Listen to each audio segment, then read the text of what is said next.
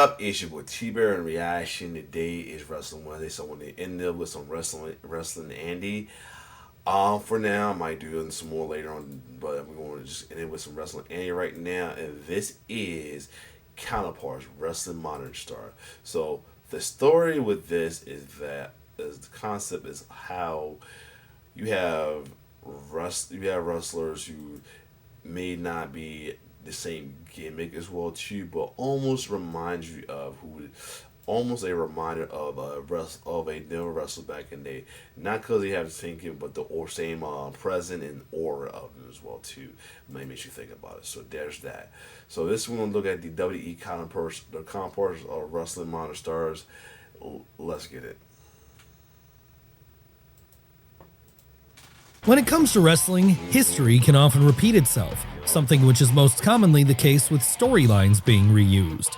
We're talking about things such as CM Punk threatening to leave Ring of Honor with the world title in 2005 and then recreating the Summer of Punk in 2011 WWE. But it's not always angles that repeat themselves. No, sometimes it's the characters themselves. And it's those characters we're going to be looking at right now, starting with the dual stories of Mick Foley and Sami Zayn. Okay, that's a good look. Yes, back during the turn of the Millennium period, there was no more... I will say, I kind of see it though, but I see more so like a Daniel Bryan in a way, but I can see it though, but I feel more Daniel Bryan because even since he was in NXT, like Sammy was like that underdog babyface for his whole time there, for real. Even when he had championship, he won a championship. It was like the same thing as well too. So yeah. Lovable underdog in wrestling than Mrs. Foley's baby boy. The reason for that... True, but it is true that how Mick Foley was the underdog in the face world as well, too. That was because with his shaggy dog looks and his too nice for wrestling personality, it seemed like there was no way he was ever going to reach the top of the card in the shark-infested waters that were the WWF locker room. But in the end, Mick did reach the top of the card. Hell, by the time all was said and done, he'd be a three-time WWF champion, and not just that, he'd be among the bigger stars of his era, only a step below people like Stone Cold Steve Austin and The Rock. Yep. How does this compare to Sami Zayn's career in the modern day? Well, it's remarkable how similar things are because, like with Foley, Zayn also felt like someone who was always going to have a ceiling in WWE, largely on account of him not really fitting the mold for what Vince he recently won his qualifier for the King of the Ring, man. I'll be nice if you get the King of the Ring. They might go for him with the title, but then again, we gotta watch out for Seth right now, who has the briefcase, so we may never know. He might get prolonged, maybe he have his WrestleMania moment, who knows? But yes, McMahon saw in a top star. But then something happened in the summer of 2022. Vince left the company for the first time, and that opened the door for the Quebec native to take his lovable underdog act all the way to the main event scene as part of the Bloodline. That's right, by leaning into his more comedic side, Sami was able to do exactly what Mankind had done all those years prior with Mr. Sacco, becoming one of the biggest baby faces in all of WWE. Sure, he might not have won a world title yet, but there is still time for such a thing to happen.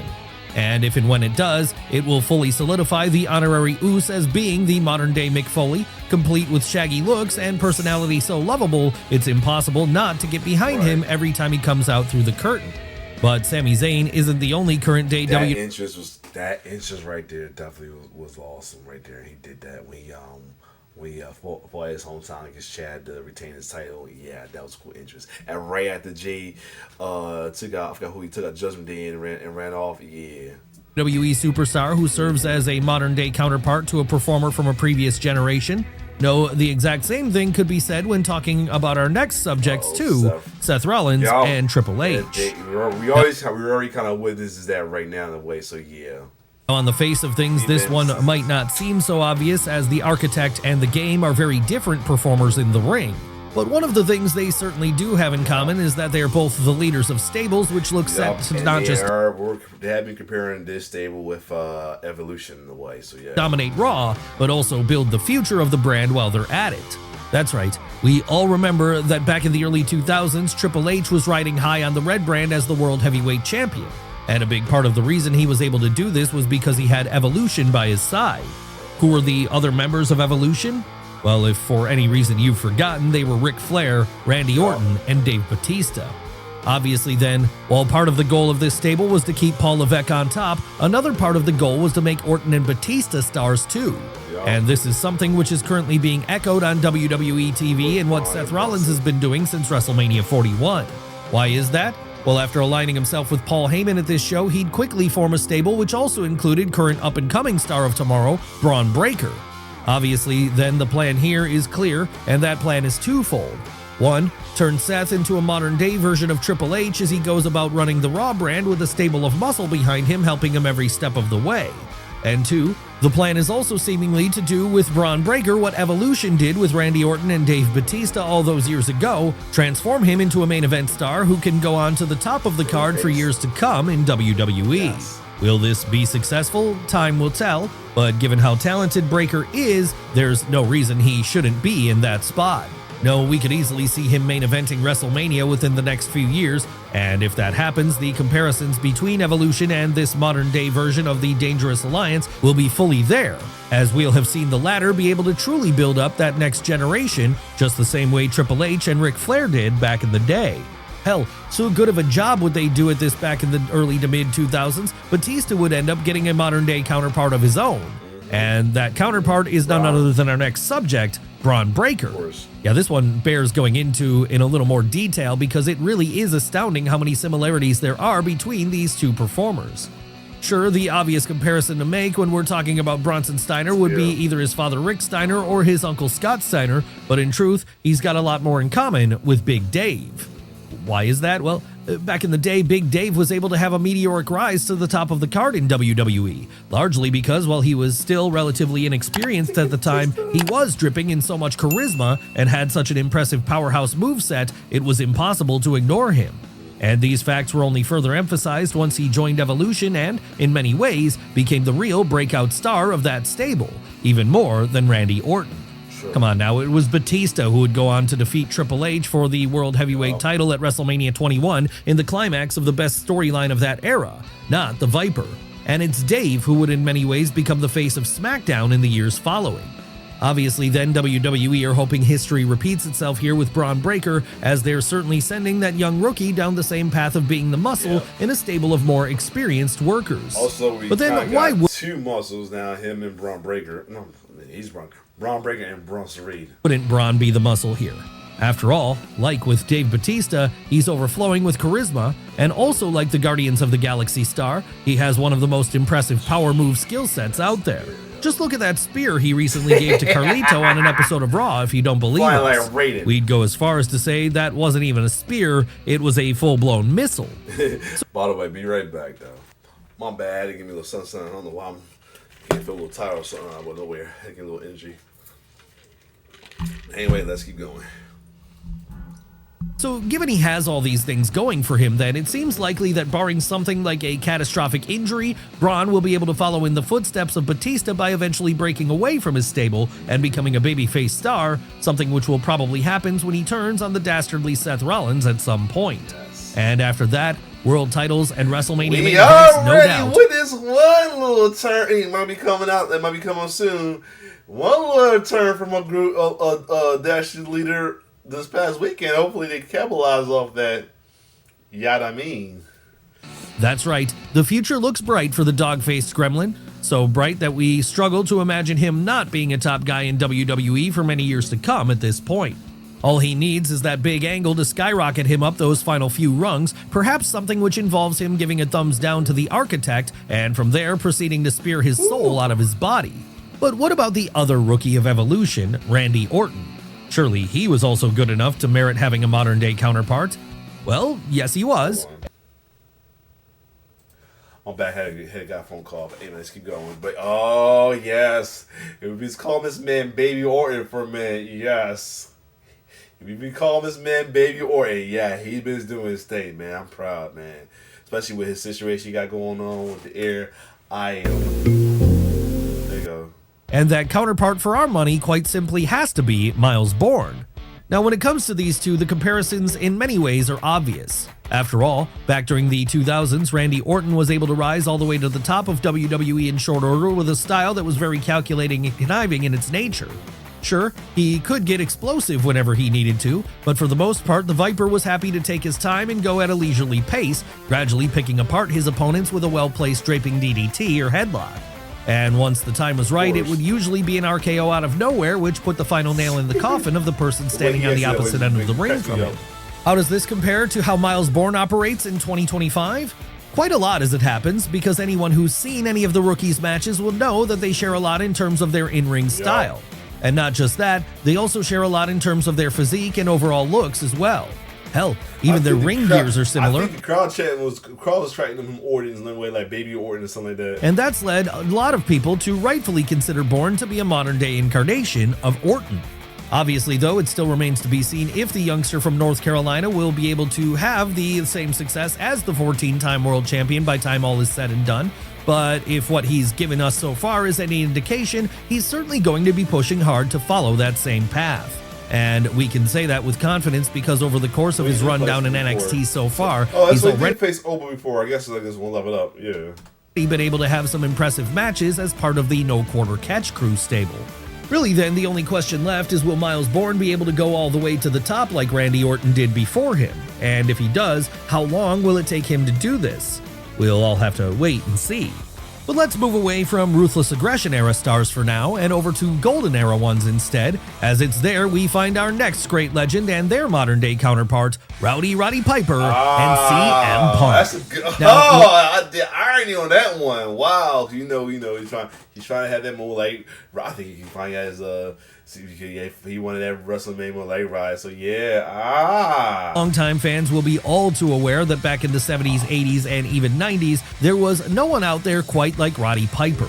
It didn't matter if it was his run in places like Portland, where he tore things up on a regular basis, his time in Jim Crockett Promotions, where he had a legendary dog collar match against Greg Valentine at the first ever Starrcade, or his most notable run in WWF, where he became a part of the inaugural WrestleMania main event alongside Hulk Hogan, Mr. T, and Paul Orndorff. He was always a must-see performer. And not just for his wrestling either. No, perhaps even more so than this, what Piper really excelled at was his promo skills. Yes.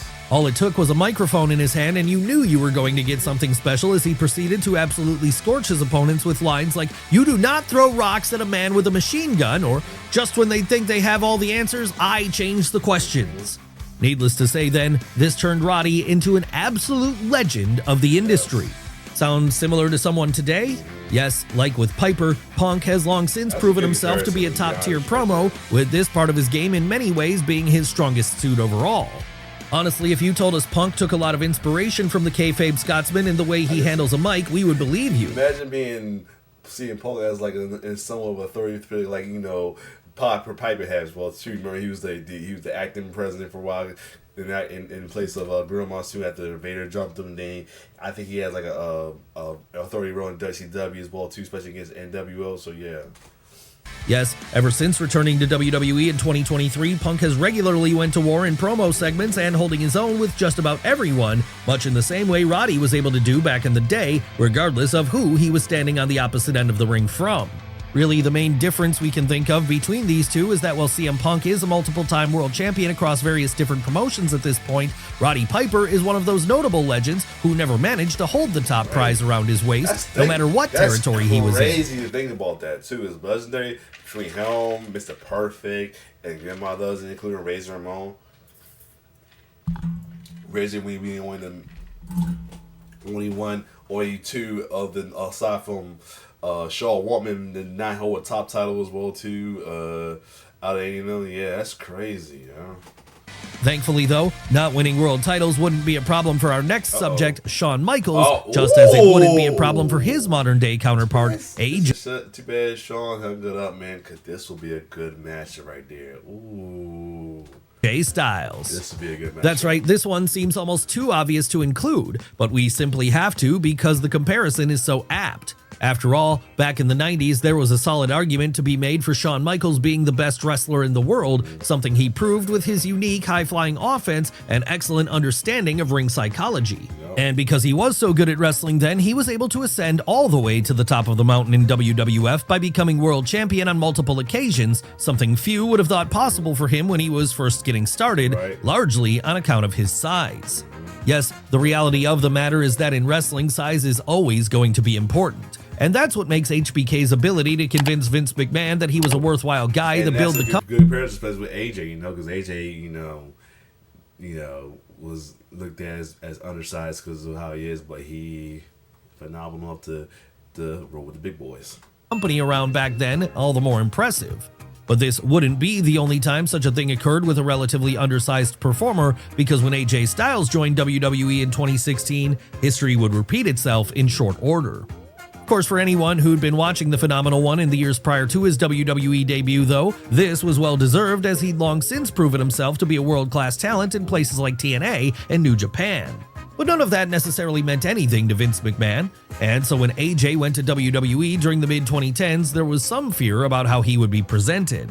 Thankfully then, Vince would very quickly realize what he had in Styles, and what he had was the closest thing we'll likely ever get to a modern-day Shawn Michaels. So upon seeing this, Vince pushed AJ to the moon, to the point that despite being a small guy in the land of the giants, he'd end up pinning John Cena and then winning the WWE title from Dean Ambrose, all before his rookie year on the roster was over.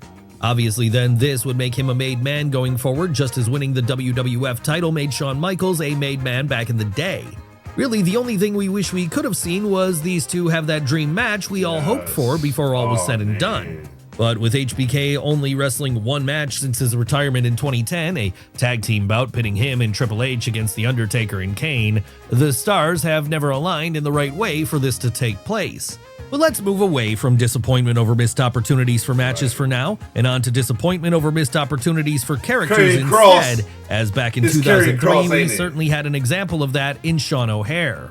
Luckily, though, in the modern day, it seems someone might be picking up the mantle of this gimmick, someone who goes by the name of Karrion Kross. Okay, let's back up and offer a bit of context. It was in 2003 that Sean O'Haire, someone who'd come over to WWE as part of the invasion following the WCW buyout, started working out the kinks of an all-new character, one which was pretty different to everyone else around him at the time. Why was this? Well, because rather than focusing on his power and strength when he was in matches, O'Haire attempted to enact psychological warfare against the roster in backstage segments instead, with him usually being there to whisper in the ear of someone and, like a devil on their shoulder, convince them to do things they shouldn't be doing. And so the Devil's Advocate was born. Unfortunately, though, before this gimmick could reach its full potential, it would be snuffed out when Shawn became more of a lackey to Roddy Piper than anything else. But this wouldn't mark the end of WWE's attempts to ever do something with a Devil's Advocate-style character again. No, flash forward to present-day WWE and we're seeing history repeating itself in many ways. This time, however, it's not O'Haire in the role, though sadly he died in 2014. So instead, we've got Karrion Kross picking up the mantle as a guy who tries to get in the head of people during backstage segments by enacting psychological warfare on them. Will the gimmick work out this time? Well, that remains to be seen. But thus far, it certainly seems to have given Kross's career a boost, and it is very entertaining to watch. So maybe it just goes to show that what Sean O'Haire was doing back in 2003 really was ahead of its time. But what about our next subject, Jacob Fatu? The one I spoke of who broke away from his leader and owner version having his well-deserved, long-awaited face run. Just like he had his ending run at MLW, which was just successful. Well, he's been taking a lot of inspiration from a family member of his and his uncle, Umaga. Now, we all know the long history of the Anoa'i family, one of wrestling's premier lineage, along with the likes of the Harts, the Guerreros, and the Von Erichs. So it should come as little surprise that two members of this family tree have a lot of similarities in how they operate, as they are quite literally bound by blood. What are those similarities? Well, during the mid-2000s, as a heel behemoth, Umaga was able to get massively over during his matches with John Cena. That's right, in 2005, there was simply no denying Edward Fatu. So when he found himself in the main event scene for a while as the crazed and brutal Samoan who is overflowing with both charisma and in-ring skill, it surprised no one.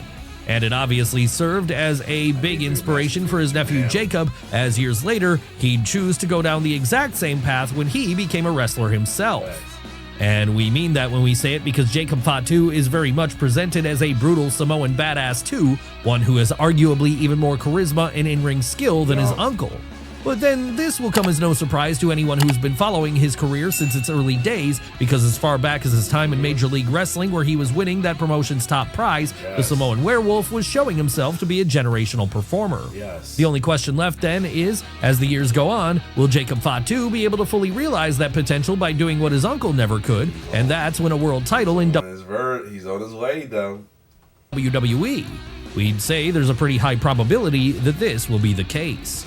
Sure, it's a shame Umaga wasn't able to live long enough to see Jacob become the 2.0 version of him. We've no doubt it's something which would have made him very happy to see, but at least Umaga's brother and Jacob Fatu's father, the Tonga Kid, is still around, and he can be proud on his siblings' behalf. Yes, Sam Fatu will no doubt be watching his son's career progression very carefully and possibly even giving him pointers on what he can do to be more like in case you wanted him and Rikishi are twins themselves. His uncle along the way. After all, when we're talking about the Anoa'i family, keeping that legacy alive is very important to them. But let's move away from Samoa for now and over to England instead, as it's there we find our next legend and their modern-day counterpart. Two stellar technical wrestlers who first made their names on the UK scene, but who later went over to WWE. Who are we talking about here? Why, William Regal and Pete Dunne, of course. Now, William Regal is another figure who any old school fan will be all too familiar with, because for the last few decades, he's been building the reputation for himself as the perennial wrestler's wrestler. Obviously then, this meant he'd have a very good career over the years, a career which saw him go all the way from the world of sports days of the UK to the bright lights of America in companies like WWF and WCW, all while showing off a technical mat-based style. That said, he wouldn't be the only one doing this as the years went on, because following Regal's retirement, a whole new crop of British talent would rise to the forefront, and the one who aped the OG villain style the most would have to be Pete Dunne. That's right, whether we're talking about his early days in places like Progress and Rev Pro, or his later move to WWE via the NXT UK pipeline, he's fully lived up to his name of the Bruiserweight by not only tying up his opponents in deadly submissions and threatening to break their fingers at every turn, but also by laying in a stiff strike whenever necessary. And like with Regal, this has seen Dunne gain a reputation as a bit of a wrestler's wrestler, someone who— Hold on a second. I'm back. Who might never win a world title on a national level, but who will always have the respect of his peers for being one of the best people to be in the ring with. But what about someone who makes use of strength not in their hard-hitting moveset, but in the sheer size and power of their physique? Well, that's something which would not only apply to former WWF champion Diesel, but also the woman who in many ways is his modern-day counterpart, Raquel Rodriguez. No, I mean, psych, yeah.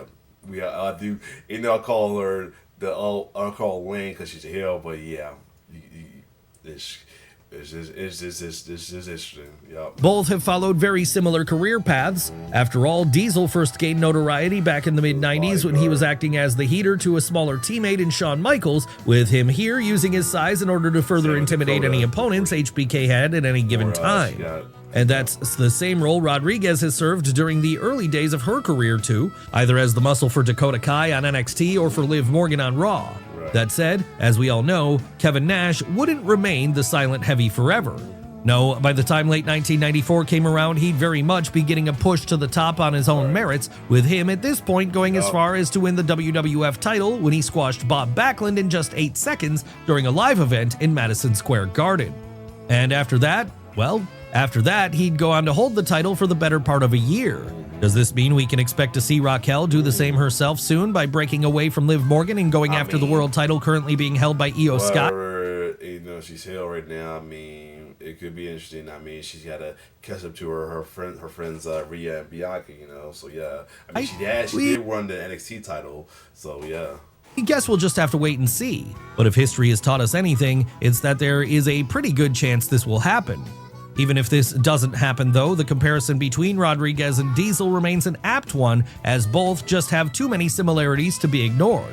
And we fully expect both of them are aware of this, as Raquel seems only too happy to have played up to being something of a big mommy cool in recent years, especially now in her role as the heavy of the Judgment Day.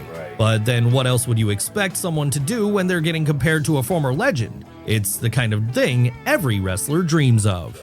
Well, that's a cool one to check out. I will do this one at a time. But other than that, this was a good little video right here from Wrestling Andy though. So other than that, if you like my reaction, like, share, subscribe to my YouTube channel.